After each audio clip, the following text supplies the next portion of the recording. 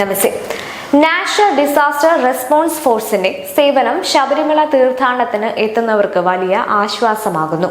ഇതിനോടകം സന്നിധാനത്തും നടപ്പന്തലിലുമായി ശാരീരിക ബുദ്ധിമുട്ടുകൾ നേരിട്ട 150ഓളം തീർത്ഥാടകർക്ക് NDRF സേവനം ഉറപ്പാക്കി ആശുപത്രിയിലേക്ക് മാറ്റിയിട്ടുണ്ട്.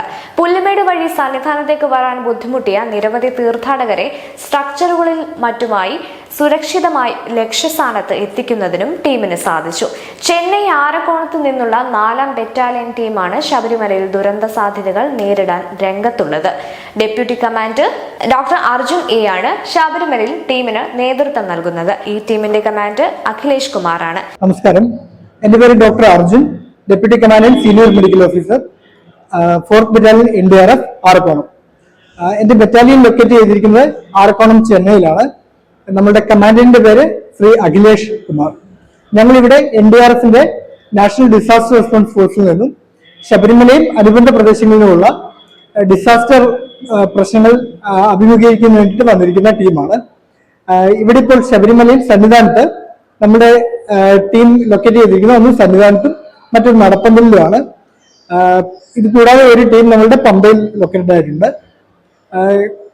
പിൽഗ്രിമേജിനായി വരുന്ന ആളുകളുടെ എന്തെങ്കിലും വിധമുള്ള ശാരീരികമായ ബുദ്ധിമുട്ടുകൾ നേരിടുന്ന ആളുകൾക്ക് എത്രയും വേഗം തന്നെ ഹോസ്പിറ്റലിലേക്ക് എത്തിക്കുന്ന സേവനമാണ് നമ്മളിപ്പോൾ ഇവിടെ ശബരിമല സന്നിധാനത്തും നടപ്പന്തലിലുമായി ചെയ്തുകൊണ്ടിരിക്കുന്നത്.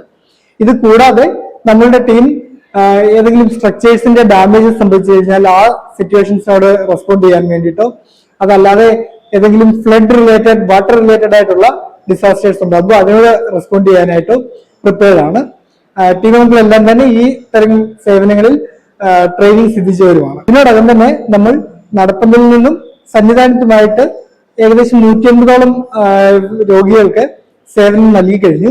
അവരെ ഇവിടെ നിന്ന് ഹോസ്പിറ്റലിലേക്ക് എത്തിക്കുന്ന സേവനമാണ് ഇതിനോടകം ചെയ്തുകൊണ്ടിരിക്കുന്നത്.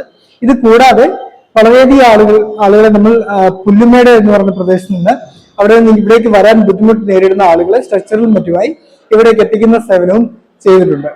കൂടുതലായും ആളുകൾക്ക് കൂടുതൽ നേരം നിൽക്കുന്നതിൽ നിന്നുണ്ടാകുന്ന ഡീഹൈഡ്രേഷൻ, മറ്റ് അസുഖങ്ങൾ, വേറെ എന്തെങ്കിലും ഡയബറ്റീസ്, ഹൈപ്പർ ടെൻഷൻ പോലെയുള്ള അസുഖങ്ങളുള്ള ആളുകൾക്ക് അത് സംബന്ധിയായ ബുദ്ധിമുട്ടുകളാണ് കൂടുതലായി ഇവിടെ നേരിടുന്നത്. അത്തരം ബുദ്ധിമുട്ടുകൾ നേരിടുന്ന ആളുകൾ നമ്മൾ എത്രയും വേഗം ഇവിടെ നിന്ന് അടുത്തുള്ള ഹോസ്പിറ്റലിലേക്ക് എത്തിക്കുന്ന സേവനമാണ് ചെയ്തുകൊണ്ടിരിക്കുന്നത്. നിലവിൽ NDRF ടീമിനെ പ്രധാനമായും 3 കേന്ദ്രങ്ങളിലായാണ് വിന്യസിച്ചിട്ടുള്ളത്.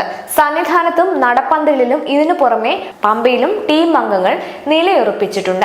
പ്രധാനമായും ആരോഗ്യപരമായ വെല്ലുവിളികൾ നേരിടുന്ന തീർത്ഥാടകരെ ഉടനടി ആശുപത്രിയിലേക്ക് എത്തിക്കുന്ന ശബരിമലയിൽ ഊന്നൽ നൽകുന്നത്. ഇതുകൂടാതെ വെള്ളപ്പൊക്കം, മണ്ണിടിച്ചിൽ ഉൾപ്പെടെയുള്ള സാഹചര്യങ്ങളിൽ പ്രതികരിക്കുന്നതിനും ടീം പൂർണ്ണ സജ്ജമാണ്. എല്ലാ ടീം അംഗങ്ങൾക്കും ഇത്തരം സേവനങ്ങളിൽ പ്രത്യേക പരിശീലനം ലഭിച്ചിട്ടുണ്ട്.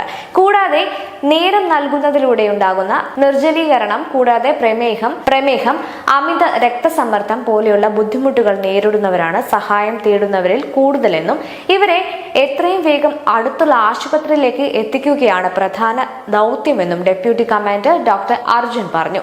കേരള പോലീസ്, ഫയർഫോഴ്സ്, CRPFന്റെ റാപ്പിഡ് ആക്ഷൻ ഫോഴ്സ് തുടങ്ങിയ മറ്റ് സേനകളുമായി ചേർന്നുള്ള പ്രവർത്തനമാണ് ശബരിമലയിൽ നടന്നു വരുന്നതെന്നും ഡോക്ടർ അർജുൻ കൂട്ടിച്ചേർത്തു.